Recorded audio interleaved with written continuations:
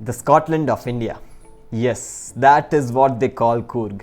Given the abundant natural beauty, the waterfalls, treks, lakes, parks, and the viewpoints, temples, and so much more, Coorg has something for every type of traveler out there.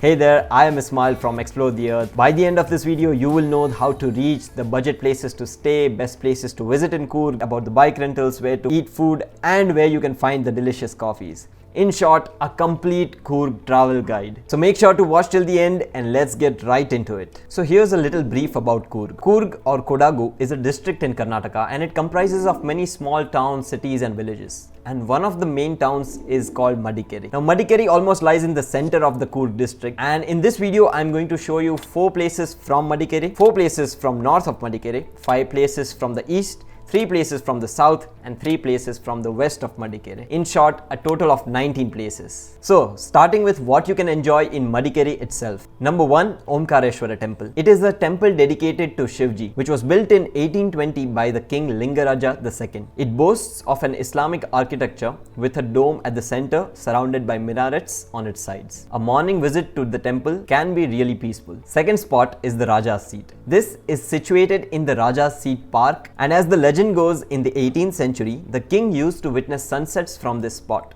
and hence it has come to be known as Raja's Seat or the King's Throne. The entry ticket for the park is just ₹10. Now the third spot is Raja's Tomb, and as the name suggests, these are the king's tombs. They belong to the Kodava or Coorg rulers that ruled between the 18th and 19th century. And on one end of this premises, you can actually get a view of almost the entire Madikeri town. Now the fourth and final place to visit in the Madikeri town is the Madikeri Fort. This was built in the 17th century by King Muddu Raja of the Halleri dynasty. Interestingly, it is hexagonal in shape with the Madikeri Palace at the center. Over the centuries, this fort has seen a lot of battles and successions, including that of Tipu Sultan. The fort also houses a church which is now converted into a museum, a clock tower, elephant statues, and the Kote Ganpati temple. In case you want to get an on-ground experience of what we did at these places, definitely check out our day 1 vlog linked right here. I'm sure you'll love it. Now before I tell you about the rest of the Coorg tourist destinations, let me tell you about how to reach Coorg. So you can reach Coorg by 3 ways: road, rail and air. By road, you will find a direct bus to Madikeri bus stand in Coorg from all major cities like Mysore, Mangalore, amongst the others. Madikeri is generally the base from which people travel to other parts of Coorg. When it comes to rail and air, Coorg does not have an airport or a railway station. The nearest airports and railway stations in major cities would be Mysore or Mangalore, which is about 115 to 150 kilometers respectively. You can find daily government-run KSRTC buses on these routes, or you can hire a cab directly from any of these towns. So now let me tell you that sightseeing in Coorg is really incomplete without visiting these 4 places that lie north of Madikeri town towards Somwarpet. So the first of these 4 spots is the Abbey Falls. It is definitely the most popular waterfall in Coorg. It is a beautiful waterfall with lush greenery all around it. It has quite a strong flow, especially during the monsoons. However, this is a fall where you cannot swim and can only soak in the beauty from afar. The next spot is Mandalpatti Viewpoint. This is without a doubt the most popular viewpoint in Coorg. Popular both for its spectacular views as well as the thrilling Mandalpatti jeep ride. A 30-minute jeep ride and a 5-minute hike takes you to the top of Mandalpatti Viewpoint. The cost for a shared jeep is around 500 rupees per person. From the top, you get some really good views by standing at a height of about 4,000 feet. The third thing to do over here is the Kote Betta trek. This is an 8-kilometer long trek one side, so it can get a little tough during the hot sun, but the views and the trail is absolutely worth it. There is a small Shiva temple at the top, and the peak is at almost 5,300 feet with some panoramic views all around you. And the last spot is the Mallalli waterfalls. This is probably one of the most beautiful waterfalls across Karnataka. It's a 200-meter plunge and a short hike up to it is absolutely worth it. Now before I keep listing down these beautiful attractions of Coorg, let me also tell you about the best places to eat when in Coorg. A budget place where you can try the local cuisine is the Taste of Coorg. We had our breakfast at this place and absolutely loved it. Second on the list is Coorg cuisine. The most famous Coorgi dishes are primarily based around pork. So if you are open to that, then you can definitely try the pork chops at Coorg cuisine. The third place is Raintree Restaurant. It is more expensive than the other two, but they offer a good variety and the ambience is quite good. Perfect for a nice little dinner. And the fact that we are in the land of coffee, the coffee tastes good at every shop around the corner. However, our favorite overall experience was at the Ainmane Cafe. This is a specialty store and a cafe. You can have a really good cup of coffee here, as well as you can buy some coffee and spices for yourself. Now moving on to the places to visit east of Madikeri towards Kushalnagar. There are 5 places on this side of the map. The first place is the Namdroling Monastery, established in 1963. This is the biggest teaching center for Nyingma lineage of the Tibetan Buddhism, and it is a home to more than 5,000 monks and nuns, providing food, accommodation and teachings throughout the year. The main temple houses 3 statues, with the Buddha Shakyamuni at the center, the founder of Buddhism. In general, a colorful and a peaceful experience. The next spot is the Dubare Elephant Camp. This elephant camp is open between 9 to 11 am in the morning and 4:30 to 5:30 pm in the evening. You will have to cross the river in order to reach the elephant camp. Depending on the season, either you will have to do the river crossing on foot or by a boat if the water level is good enough. The entry fee is ₹50 and please carry cash. Over there you can do various activities like bathing with the elephants, feeding them, taking a selfie at nominal costs. You can check the link in our description for more details about this camp. You can also do still water river rafting at the Dubare Elephant Camp, the charges for which are about $250 per person. The third spot is the Chiklihole Reservoir. The overflow water from the river Kaveri flows into this reservoir. We went during June and the water had just started to barely overflow. However, during monsoons, it is a treat to watch the water flow in all its beauty. Given the crowd on any other spots, this place sees quite few number of tourists and it is a perfect spot to enjoy a sunset. The fourth spot on this side is Niasrgadhama. It offers a wide range of activities for tourists to enjoy. You can walk on rope bridges, you can go boating, there is a bird park, a deer park, there is a children's park as well, and an orchid garden. The entry fee for Niasrgadhama is just ₹10 and there are additional charges for boating and elephant rides. The last spot on this side is the Harangi Dam. It's a 47-meter high dam and it's really beautiful when the water is filled to the brim. It can be a good picnic spot to enjoy when on this side of Coorg. If you want to go deeper and experience these places more in detail, you can check out our day 3 vlog right over here. The part about the Dubare Elephant Camp is really eye-opening. I really recommend you to watch this video. Now before we move further, I just want to let you all know that creating these videos takes a lot of time, effort and editing. So if you want to just show your thanks and appreciate and help us create more such videos, you can go to the super thanks button you can find under this video and you can contribute a nominal amount to help fund more such videos on this channel. Now let me tell you about where to stay in Coorg.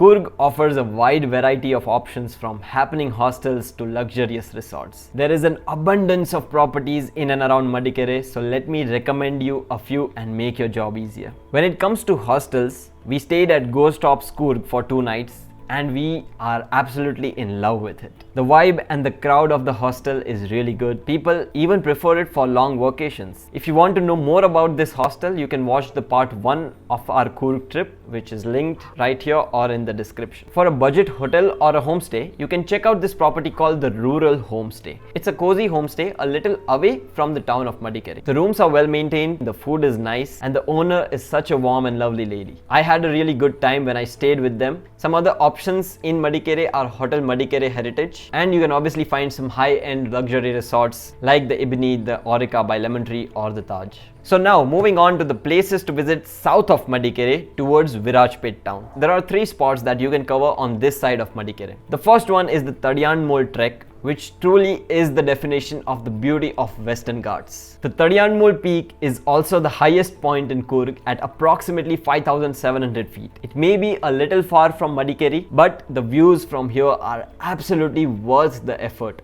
It's a 6-kilometer trek on each side, starting from the Nalknad Palace. Which brings me to the second spot, which is the Nalknad Palace itself. The palace has a lot many stories associated with it, one of which is that the last emperor of Mallalli family, Chikkavera Rajendra, took shelter here when the British attacked. Unfortunately, when we came here, it was closed. So if you are going especially just for the palace, make sure to check in advance if it is open or not. And the third spot on this side is the Chelavara waterfall. Chelavara falls is surrounded by lush greenery. It is a cascading waterfall falling in about 4 to 5 layers. You could swim at the bottom of the waterfall when the flow is relatively stable, but at the bottom they have barricaded and you can only look at it from afar. The best part about this falls is that a very few people come here, and as a result we had the entire waterfall to ourselves. We personally loved exploring this side of the Coorg, and we have documented this entire journey in the second part of the Coorg trip, which you can find right here or from the description. And the best part about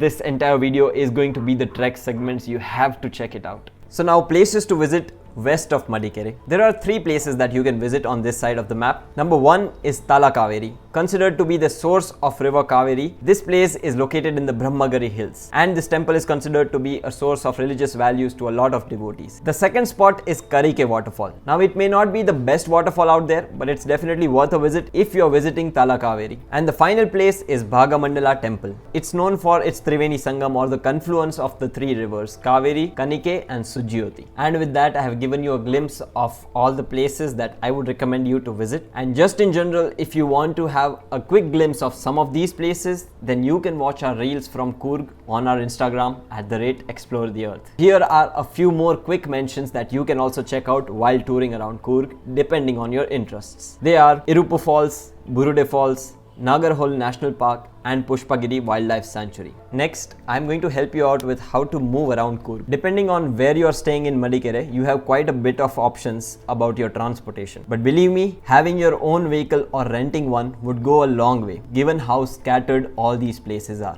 If you are moving in and around Madikeri itself, then auto rickshaws can be a good option for you. But if you are moving farther away from Madikeri, then autos wouldn't be the most convenient option. To that end, you can hire a taxi on the spot from the taxi stand near the bus stand. You can also rent a two-wheeler, both a bike or a scooter, from Zoom Bikes near the bus stand. They offer a good range of options to choose from. The scooters as well as bikes are in proper condition, and they didn't have any problem while we rented them. It is open from 6 AM to 8:30 PM. So even if your buses are arriving early morning, you can directly have the mode of transportation available from 6 AM. If you do not want to rent a vehicle, you can also travel via local buses that go to many of these popular spots, but not all of them, and they are not very frequent. So make sure to ask the conductor about the return timings as well. And now the last section of this video, some helpful tips. So firstly, if you're renting a vehicle, you will need to provide a government ID proof, so make sure you keep one. Number 2, Coorg is an all year round destination. The best time is usually post monsoons and winters, but summers attract the most number of tourists from across the nation. So if you want to skip these months to avoid the crowds, it would be a good idea. Number 3, given that Coorg is an entire district and stretches almost 200 kilometers apart, it's a good idea to just split the spots into directions, like just travel to one side on one particular day, like we did on our trip.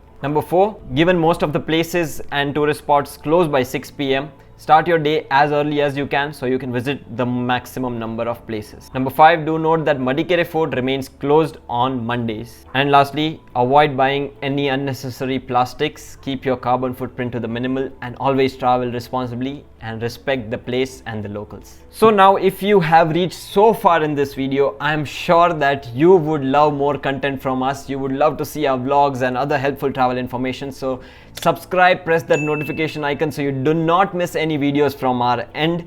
And lastly, do share this video with anyone looking for information on Coorg. It goes a long way to support us as creators and grow this channel, as well as it will help you all and other travelers out there. See you in our next video, and don't forget to check out our Coorg vlogs for more on Coorg. Bye bye.